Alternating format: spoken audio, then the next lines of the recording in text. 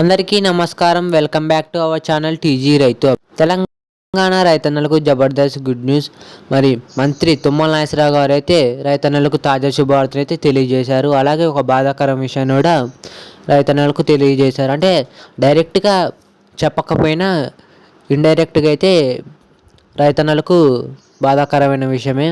మరి ఆ బాధాకరమైన విషయం ఏంటిది, అలాగే తాజా శుభవార్త ఏంటిదో ఈ వీడియోలో తెలియజేస్తాను. అలాగే ఈ విషయం తెలియకుంటే రైతు భరోసా డబ్బులు అనేవి మీకు జమ కావన్నమాట. మరి ఈ విషయాన్ని పూర్తిగా తెలుసుకోండి. అలాగే మరి తెలంగాణలో సంక్రాంతి నుంచి ఈ రైతు భరోసా డబ్బులు అనేవి రైతుల ఖాతాలో జమ కాబోతున్నాయి. మరి ఏ తారీఖు నుంచి జమ కాబోతున్నాయి, అలాగే 7.5 ఎకరాల నుంచి 10 ఎకరాలు ఉన్న రైతులకే జమ చేస్తున్నారు.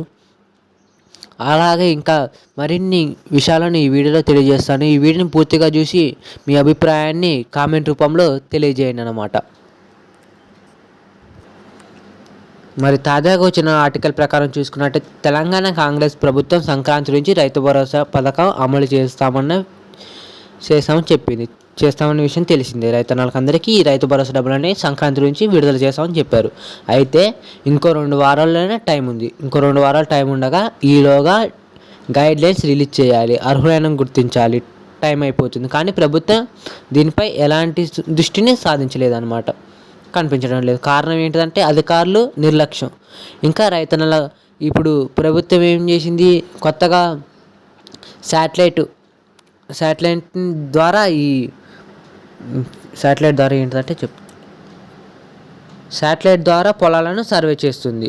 అయితే తెలంగాణ ప్రభుత్వం రైతు భరోసా అందించేందుకు రైతుల పొలాలకు సంబంధించిన ఖచ్చితమైన లెక్కలు వేస్తుంది. ఇందుకోసం శాటిలైట్ టెక్నాలజీని వాడుతుందన్నమాట.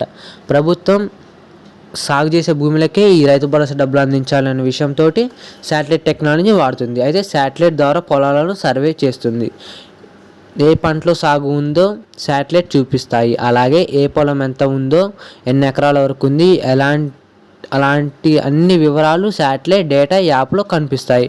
ఇదంతా ఓకే, కానీ ఈ వివరాలు చూపించాలంటే అధికారులు ఖచ్చితంగా ఆ భూమి మధ్యలో ఉండాలి. అందుకే అధికారులు పొలాల దగ్గరకు వెళ్తున్నారు.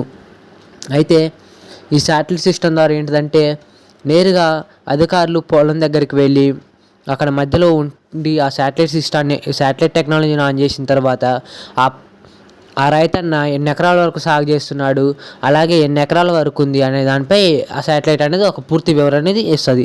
ఆ తర్వాత ప్రభుత్వానికి ఒక అంచనాకు వచ్చి అధికారులందరూ ఆ డేటాని ప్రభుత్వానికి అందజేస్తే ఆ ప్రభుత్వం మరి ఆ రైతన్నకు ఎన్ని ఎకరాలు, సాదాగా ఒక 7 నుంచి 7 ఎకరాలు ఉందనుకోండి, 7 ఎకరాల్లో 5 ఎకరాలకు సాగు చేస్తుంటే 5 ఎకరాల వరకు రైతు భరోసా డబ్బులు అనేవి ప్రభుత్వం అందిస్తుంది అనమాట.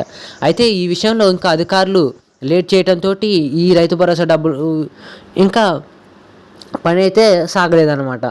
అందుకోసమే ఇంకా 2 వారాలే టైం ఉంది. మరి అధికారులు మీ ఊరికి ఒకవేళ వచ్చి ఉంటే ఈ వీడియో కింద కామెంట్ చేయండి అన్నమాట, మా ఊరికి వచ్చి సర్వే చేశారని. ఒకవేళ రాకపోతే నేను నెక్స్ట్ వీడియోలో తెలియజేస్తాను అధికారులు మరి ఊరు ఎప్పుడు వెళ్తున్నారు, ఎప్పుడు ఏ టైంకి సర్వే చేస్తారు అనే దానిపై.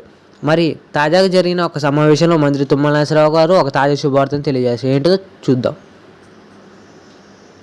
మంత్రి తుమ్మల నాగేశ్వరరావు గారు ఏమన్నా సంక్రాంతి నుంచి రైతు భరోసా పథకం ప్రారంభించేందుకు చర్యలు చేపట్టిన మంత్రి తుమ్మల నాగేశ్వరరావు వెల్లడించారు.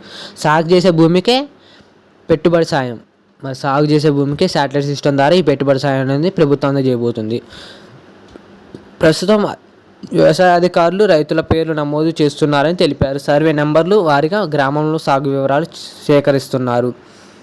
రిమోట్ ఫెన్సింగ్ డేటా ద్వారా ఆధారంగా సాగు విస్తీర్ణం గుర్తించడంపై పలు కంపెనీలు ప్రతినిధులతో ఆయన భేటీ. మరి ఈ శాటిలైట్ సిస్టమ్ ద్వారా ఈ రైతు భరోసా డబ్బులు అనేవి ప్రభుత్వం వేయబోతుందన్నమాట. అయితే ఈ రైతు భరోసా డబ్బులు అనేవి సంక్రాంతి కంటే ముందే రైతుల ఖాతాలో జమ కాబోతున్నాయి. 7.5 ఎకరాల నుంచి 10 ఎకరాల లోపు సాగు చేస్తే, ఒకవేళ 10 ఎకరాల లోపు ఉన్న రైతన్నలకు 7,500 చొప్పున ప్రభుత్వం అయితే అందించబోతుంది. ఇప్పటివరకు ఈ వీడియోలో మీకు ఎంతో కొంత ఇన్ఫర్మేషన్ అందిందని అనుకుంటే మన ఛానల్ని సబ్స్క్రైబ్ చేసుకొని పక్కనే ఉన్న బెల్ ఐకాన్ని యాక్టివేట్లో పెట్టుకోండి. మనం పెట్టే ప్రతి ఇన్ఫర్మేటివ్ వీడియో ముందుగా మీరు చూసేయచ్చు. అలాగే తోటి రైతన్నలకు షేర్ చేయండి. Thank you for watching.